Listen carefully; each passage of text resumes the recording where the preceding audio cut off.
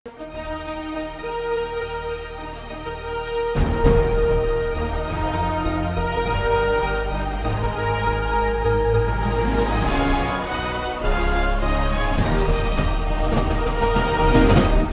பார்த்து கொண்டிருப்பது உங்கள் ஜாஷ்வா டிவி.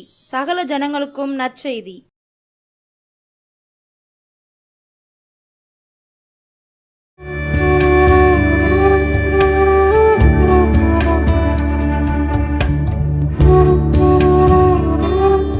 நம்முடைய ஆண்டவரும் உலகத்தின் இரட்சகருமாகிய இயேசு கிறிஸ்துவின் நாமத்தினாலே உங்கள் யாவருக்கும் சமாதானம் உண்டாவதாக, சமாதானம் உண்டாவதாக.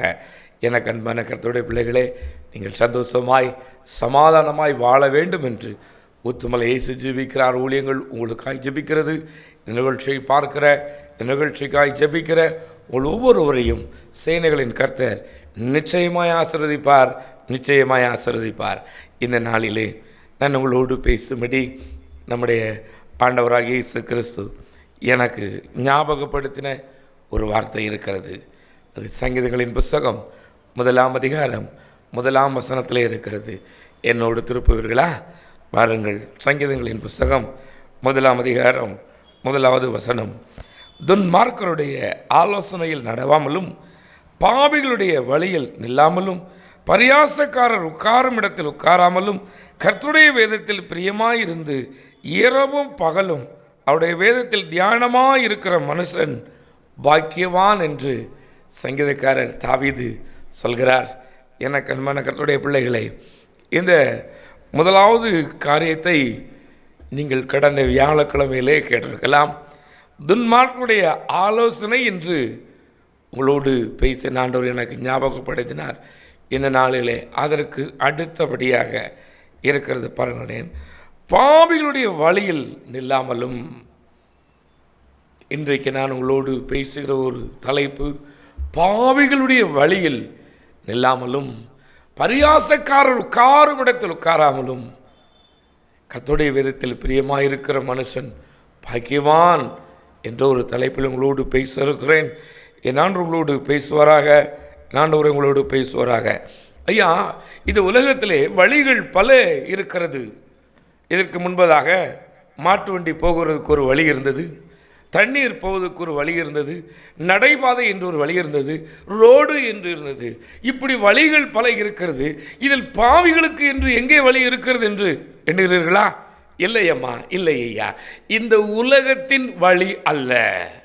இந்த உலகம் நமக்கு போட்டிருக்கிற இந்த 4 வழிச்சாலை, 2 வழிச்சாலை, இல்லை இந்த தார் சாலை, சிமெண்ட் சாலை, எந்த சாலையும் இந்த காரணம் அல்ல.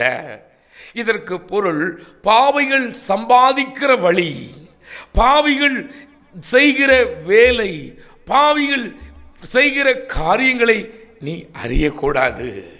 என் ஆண்டவராய் இயேசு கிறிஸ்துவை இரட்சகராய் குல தெய்வமாய் ஏற்றுக்கொண்ட என் அன்பு தேவ ஜனமே, கர்த்தர் சொல்லுகிற ஒரு காரியம், பாவிகளின் வழியை நீ அறியாதே. பாவிகளுடைய வழி, ஐயோ இன்றைக்கு வழி தப்பி போகிறான் என்று சொல்லுகிறார்களே, இப்போ தெரியாத வழிகளாக போய்கொண்டிருக்கிறான். எல்லோரும் போகிற வழியில் தானே போய் கொடுக்கிறான். அதுவே என்னாண்டு உங்களோடு பேசுவாராக. எனக்கு அன்பான கர்த்தருடைய பிள்ளையே, வேதத்திலே ஒரு சம்பவம் இருக்கிறது. நான் முதலாவது ஒரு சம்பவமாய் உங்களுக்கு சொல்ல இருக்கிறேன். ஆதியாகமத்தின் புஸ்தகம் 13ஆம் அதிகாரம் 13வது வசனம் விதமாய் சொல்கிறது பாருங்களேன். சோதோம் கொமோராவின் ஜனங்கள் பொல்லாதவர்களும் கர்த்தருக்கு முன்பாக மகா பாவிகளுமாயிருந்தார்கள். சோதோம் குமோரா என்ற ஒரு பட்டணம் இருந்தது, இன்றைக்கும் இருக்கிறது. என் ஆண்டவருடைய நாமம் உங்களோடு மகிமைப்படுவதாக. அங்கே தங்களுடைய வழிகளை கெடுத்து கொண்டிருந்தார்கள் ஜனங்கள். மனம் போல் வாழ்ந்தார்கள். யாரும் யாரோடும் செல்லலாம், தன்னுடைய இச்சையை யாரோடும் தீர்த்து கொள்ளலாம் என்று தன்னுடைய இச்சையின்படி, தன்னுடைய எல்லா காரியத்தின் இருதயத்தின்படி செய்கிற ஜனங்கள் நிறைந்திருந்தார்கள். என கண்மான கர்த்தருடைய பிள்ளையே, இன்றைக்கு இந்த பாவிகளின் வழியில் நடக்கிற ஜனங்கள் இருக்கிறார்களா? தன்னுடைய இச்சைக்காக, தன்னுடைய தேவைக்காக, தன்னுடைய பொருளுக்காக, பணத்துக்காக எவனையும் கொலை செய்யலாம், யாரையும் கொலை செய்யலாம். அது தாயாக இருந்தாலும் பரவாயில்லை, தகப்பனாக இருந்தாலும் பரவாயில்லை, பிள்ளையாக இருந்தாலும் பரவாயில்லை என்று எண்ணுகிற ஜனங்கள் இருக்கிறார்களா? தன்னுடைய இச்சையை தீர்ப்பதற்கு அது மகளாக இருந்தாலும் பரவாயில்லை, சிறு பிள்ளையாக இருந்தாலும் பரவாயில்லை என்று சொல்லி இருக்கிற பாவிகள் இருக்கிறார்களா? ஆமாதான? ஆமாதான? கடந்த நாளிலே, கடந்த வியாழக்கிழமையிலே தினகரன் பேப்பரிலே ஒரு செய்தி பார்த்தேன். நான் உங்களோடு பேசுவாராக. ஒரு பெண் தனக்கு விருப்பம் போல வாழ்ந்தாள். வாழ்ந்தவளுக்கு 4 வயது பிள்ளை இருந்திருக்கிறது. அவளை தெரிந்து கொண்டவன் தனக்கு இடைஞ்சலாக இருக்கிறது என்று அந்த 4 வயது பிள்ளையை கெடுத்துதான் கொண்டிருக்கிறான். ஐயா, இன்றைக்கு சோதோம் குமாரோ ஜனங்களைப் போல இந்த தேசத்தில் ஜனங்கள் இல்லையோ? இருக்கிறார்கள். ஓரின சேர்க்கையாளர்கள் இன்றைக்கு எங்களுக்கும் நீதி வேண்டும் என்று சொல்லி, எங்களுக்கும் ஒரு உரிமம் வேண்டும் என்று சொல்லி போராடி கொண்டு இருக்கிறார்கள் நாடு முழுவதும். தேவனுடைய கோபம் தேசத்தின் மேல் வருமா? யோசித்து பாருங்கள், யோசித்து பாருங்கள் தேவஜனமே. அவர்கள் பொல்லாதவர்களாய் இருந்தார்கள். அவர்கள் வழிகளை தினம் தினம் மாற்றிக்கொண்டிருந்தார்கள். இன்னொரு வழி இருக்கிறது ஐயா, இன்னொரு வழியும் இருக்கிறது. நான் உங்களோடு பேசுவாராக. நீதிமொழிகள் 1ஆம் அதிகாரத்துக்கு வாருங்கள். நீதிமொழிகள் 1ஆம் அதிகாரம், அதில் 1வது வசனத்தையும் பாருங்களேன். அதை எப்படியே தொடங்குகிறது என்று பாருங்கள். தாவீதின் குமாரனாகிய, நீதிமொழிகளின் புஸ்தகம் 1ஆம் அதிகாரம் 10ஆம் வசனம் இதமாய் பாருகிறீங்களேன். அதில் தாவீதின் குமாரனாகிய சாலோமோன் எழுதின இந்த நீதிமொழிகள் யுதமாய் சொல்கிறது, என் மகனே, பாவிகள் உனக்கு நயங்காட்டினாலும் நீ சம்மதியாதே. இன்னைக்கு பாவ வழியில் இழுப்பதற்கு நயம் காட்டுகிற பாவிகள் வழியிலே இருக்கிறார்கள். வேதத்திலேயே என் அன்பு தேவ ஜனமே, இந்த நீதிமொழிகளின் புஸ்தகம் 1ஆம் அதிகாரம் 10ஆம் வசனத்திலிருந்து பார்ப்போமானால், அங்கே ஒரு நண்பனை ஒருவன் கூப்பிடுவது போல கூப்பிடுகிறார்கள். அங்கே பாருங்களேன், நான் வாசிக்கிறேன். அங்கே பாருங்கள், என்னோடே வா, ரத்தம் சிந்தும்படி நாம் பதிவிருந்து குற்றமற்று இருக்கிறவர்களை முகாந்திரமின்றி பிடிக்கும்படி ஒளிந்திருப்போம். பாதாளம் விழுங்குவது போல் நாம் அவர்களை உயிரோடே விழுங்குவோம். குழியில் இருக்கிற விழுங்கப்படுவது போல் அவர்களை முழுவதும் விழுங்குவோம். விலை உயர்ந்த சகல விதமான பொருட்களையும் கண்டடைவோம். கொள்ளை பொருளாக நம்முடைய வீடுகளை நிரப்புவோம். எங்களோட பங்காளியாயிரு, நாம் எல்லோருக்கும் ஒரே பை இருக்கும். என் அன்பு தேவ ஜனமே, இந்த தேசத்தில் உள்ள அநேக பாவிகள் என்று நான் பெயரிடலாம் என்று எண்ணுகிறேன். ஒருவனை பாவம் செய்ய தூண்டுகிறவனுக்கு பாவி என்றே பெயர், மகா பாவி. அந்த மகா பாவியாய் இருக்கிறவன் தனக்கு ஆள் சேர்க்கிறான். திருடனுக்கு ஆள் சேர்க்கிறான். ஒத்தையில் போனால் மாட்டிக்கிடுவோம், தந்திரமாக போவது எப்படி என்று சொல்லி இன்னைக்கு விதவிதமான வழியில் கற்றுக் கொடுக்கிறது சினிமா. பிடிப்பார்கள். கொள்ளை கூட்ட தலைவனையோ, கொலைகார தலைவனையோ, இல்லை திருடனையோ பிடிக்கும்போது சொல்வார்கள், இந்த பட பாணியில் இவன் செய்தான் என்று. ஐயா, திருடனுக்கு எப்படி திருட வேண்டும் என்று சினிமா கற்றுக் கொடுக்கிறது நீயே ஒத்துக்கொள்கிறாயே. கொலை செய்து எப்படி தடையும் இல்லாமல் தப்ப வேண்டும் என்பதை இந்த சினிமா கற்றுக் கொடுக்கிறது நீ ஒத்துக்கொள்கிறாயே. இந்த படத்தின் பாணியில் தான் இவன் திருடனான், பூட்டை உடைத்தான், இவன் விட்டான் என்று நீயே சொல்லுகிறாயே. ஏன் அதற்கு தடை செய்யக்கூடாதோ? சிறு பிள்ளைகள் கடைகளை வேலை செய்தால், வீட்டிலே வேலை செய்தால் அவர்கள் வேலைக்காரர்கள், குற்றவாளிகள். அதே பிள்ளைகள், அதே வயது குத்த பிள்ளைகள் திரையிலே தோன்றி நடித்தால், வேலை செய்வது போல நடித்தால், மற்றவர்களை காப்பாற்றுவது போல நடித்தால் அவர்கள் நட்சத்திரமாய் மாறிவிடுகிறார்கள். அப்படித்தானே? ஏன் அதை பார்த்து தானே அந்த பிள்ளைகள் போகுது. அந்த அந்த காட்சியை பார்த்து தான் நாமும் அப்படி இருக்க வேண்டும், நாமும் இதைத்தான் செய்ய வேண்டும் என்று போகிறது. என் சகோதரனே, என் சகோதரியே, இன்றைக்கு வாலிப பிள்ளைகளை, வாலிபர்களை இப்படித்தான் இழுக்கிறான். வா, இன்னைக்கு ஒரு நாள் போயிட்டு வருவோம், இன்னைக்கு திருடிட்டோம்னா நீ லைஃப் லாங் செட்டில் பண்ணிடலாம், யாருக்கும் தெரியாது, நம்ம சமமாக பங்கு வரிச்சு கொடுவோம், நீ நம்ம திருடுறது நம்ம கொள்ளையடிக்கிறது யாருக்கும் தெரியாது, வா வா. சிறு வயது பிள்ளைகளும் வாலிபர்களும் இன்றைக்கு இழுக்கப்படுவது எதற்காக? பண ஆசைனாலே.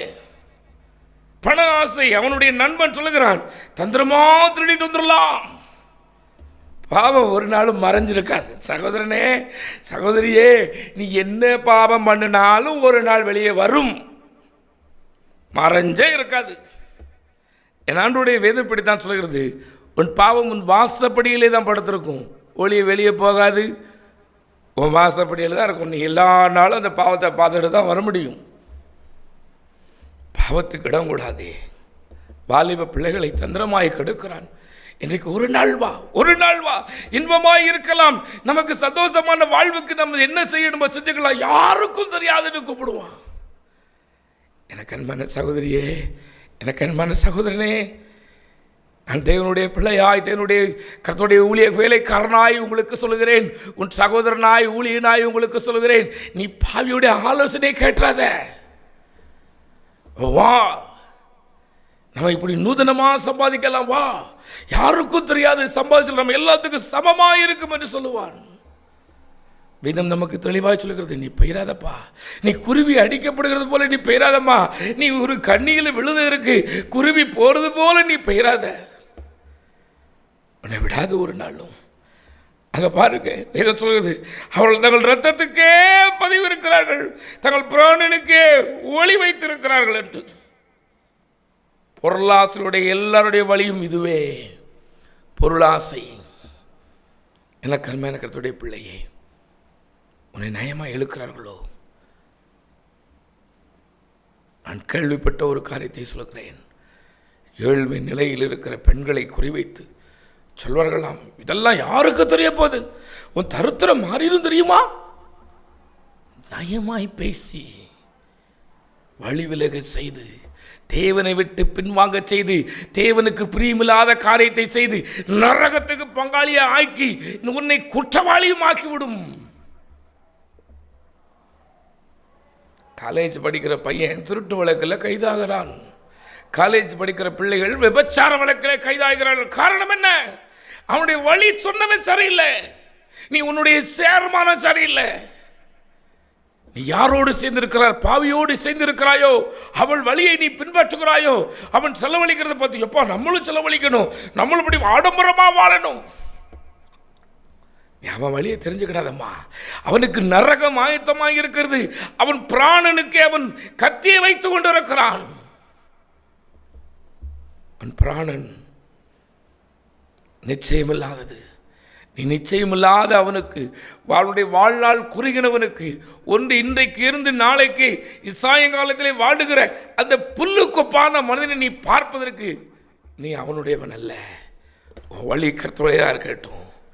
வேதம் சொல்கிறது, என்னாண்டுடைய வேதம் விதமாய் சொல்கிறது, யோவான் 14ஆம் அதிகாரத்திலே என் எஜமான் இயேசு மகாராஜனே சொல்லியிருக்கிறார், நானே வழியும் சத்தியம் ஜீவனுமாய் இருக்கிறேன், என்னை அல்லாமல் ஒருவனும் பிதாவினிடத்தில் வரான் என்று.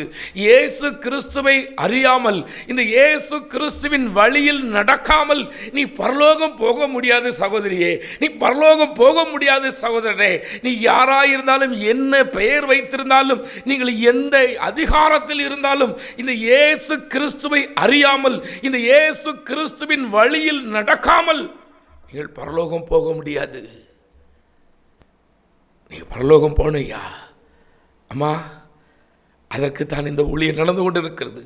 இந்த வாழ்க்கை இம்மைக்குரிய வாழ்வு அற்பமானது, நிச்சயமில்லாத ஒரு வாழ்வு. என்றைக்கு இருப்போம், என்றைக்கு இறப்போம் என்று தெரியாது, இறப்பதும் இருப்பதும் தெரியாது இருக்கிற இந்த நாட்களிலே நீ கர்த்தருக்கு பரிசுத்தமாய் வாழ்வாயானால், பரிசுத்தராய் இயேசு கிறிஸ்துவை ஏற்றுக்கொள்ளும் போதுதான் நீ பரலோகத்துக்கு போக முடியும். நான் உங்களோடு பேசுவாராக. என் ஆண்டவர் உங்களோடு பேசுவாராக.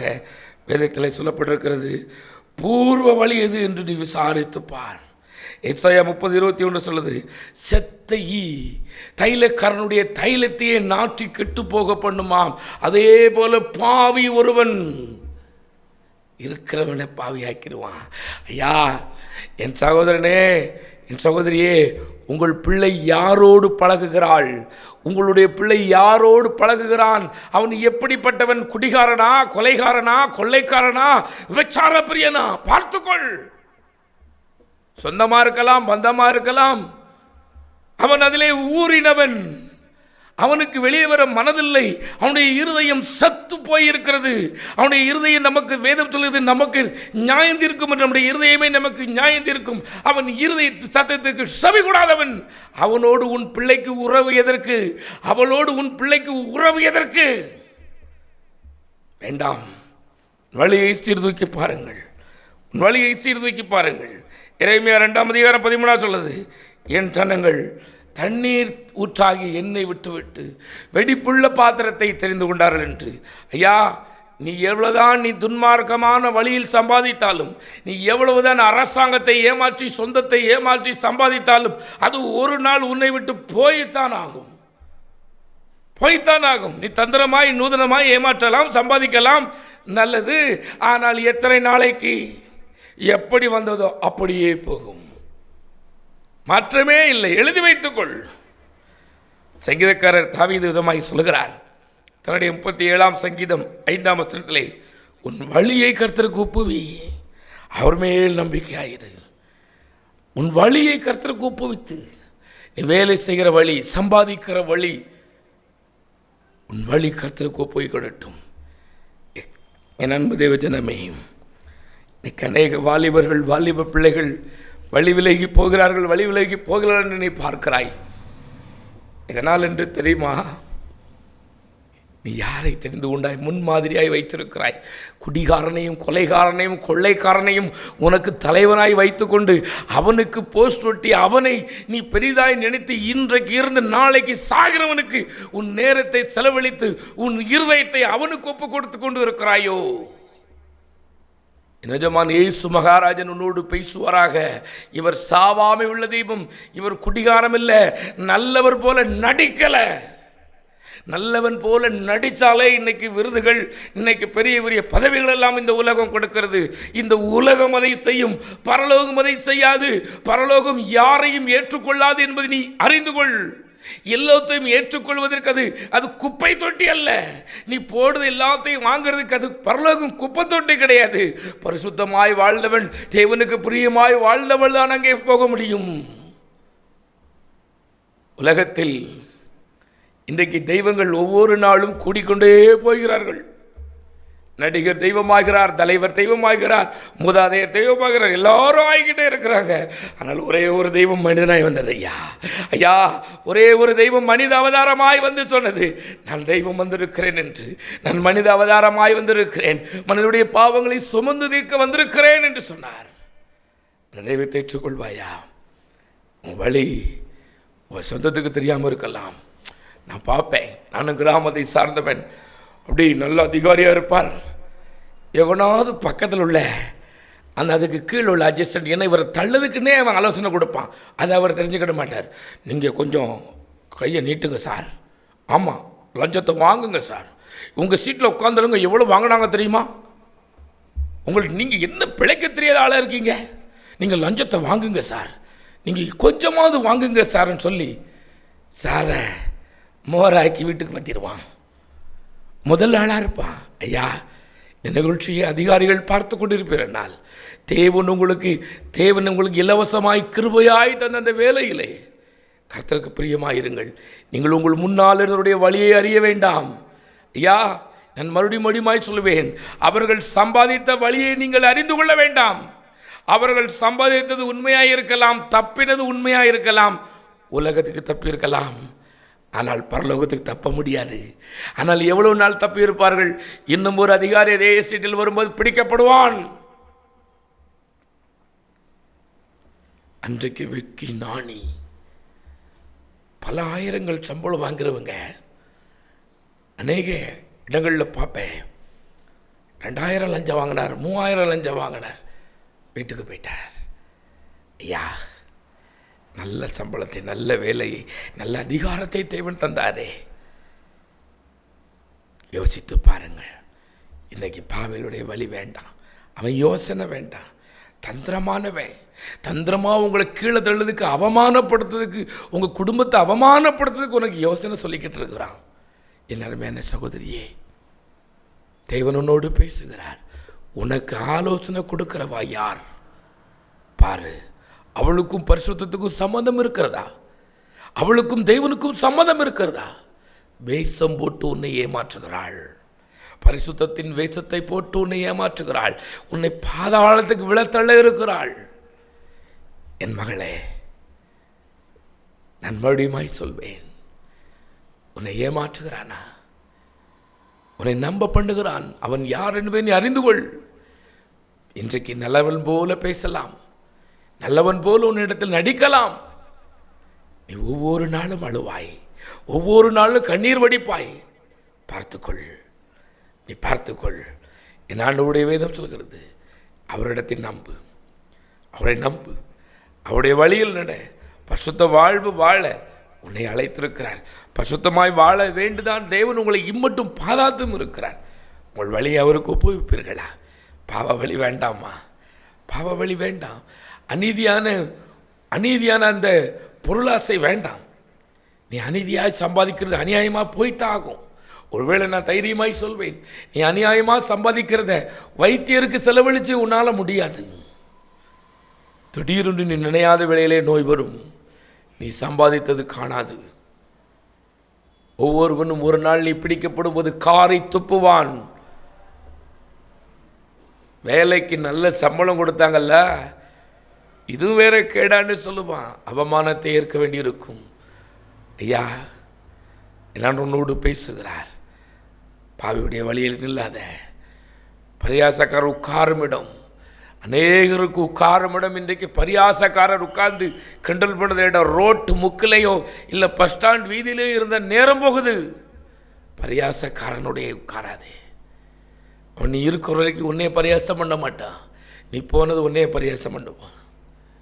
வேண்டாம் ஐயா, வேண்டாம் அம்மா, கர்த்தரோடு பேசட்டும். கண்களை மூடுங்களேன்.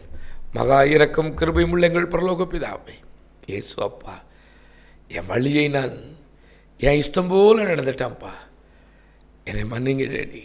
சொல்லுங்க ஐயா, அம்மா, என்னோடு சேர்ந்து சொல்லுங்களேன். நான் எனக்கு கண் கண்டதெல்லாம் வழின்னு நினச்சிட்டேன். பரலோகம் போகிறதுக்கு வழி நீங்கள் தான்ப்பா. பரிசுத்தமாக வாழ்கிறதுக்கு வழி நீங்கள் தான் டேடி. ஏனென்றால் நீர் தான் பரிசுத்தமாய் வாழ்ந்து எங்களுக்கு பரிசுத்தத்தை கற்றுக் கொடுத்திருக்கிறீர். இயேசுவே, பாவியுடைய வழி நான் தெரிஞ்சுக்கிட மாட்டேன்ப்பா. அநியாய பணம் எனக்கு வேண்டாம், அநியாய சம்பாத்தியம் எனக்கு வேண்டாம். அநியாயமான எந்த காரியத்துக்கும் என்னை உடன்படாதபடி தேவனே நீர் என்னை பாதுகாத்துக் கொள்ளுங்கப்பா. நான் நம்முடைய கரத்தில் வருகிறேன், என்னை ஏற்றுக்கொள்ளும் கர்த்தாவே. இந்த ஜபத்தை யார் யார் சொல்லியிருக்கிறார்களோ, யார் யார் இந்த நிகழ்ச்சியை பார்த்து கொண்டு இருக்கிறார்களோ அத்தனை பேருக்கு நான் ஜெபிக்கிறேன். ஒருவேளை அநியாய சம்பாத்தியத்தினால், அநியாயமான வருமானத்தினால், அநியாயமான காரியத்தினால் நோயையும் பேயையும் இவர்கள் பெற்றிருப்பாரானால், நசரேயனாகிய இயேசு கிறிஸ்துவின் நாமத்தினாலே இன்றைக்கு இவர்களுக்கு மன்னித்து இவருடைய வியாதியை நீக்கி, பிரச்சனை போராட்டத்தை நீக்கி, தேவனே இவர்களுக்கு ஒரு சமாதான வாழ்வை தாரும், சமாதானத்தை தாரும். உம்மால் ஆகும்.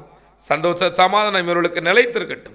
நசரேயனாகிய இயேசு கிறிஸ்துவின் கல்வாரி இரத்தத்தின் வல்லமை ஒவ்வொரு மேலும் வெளிப்படட்டும். பிதாவாகிய தேவனாலும் கர்த்தராகிய இயேசு கிறிஸ்துவினாலும் சந்தோஷ சமாதானம் இன்று முதல் நிலைத்திருக்கட்டும். கேட்ட சத்தியத்தின்படி இவர்கள் சத்தியத்துக்கு சாட்சியாய் தூண்களாய் மாறட்டும். பிதாவே.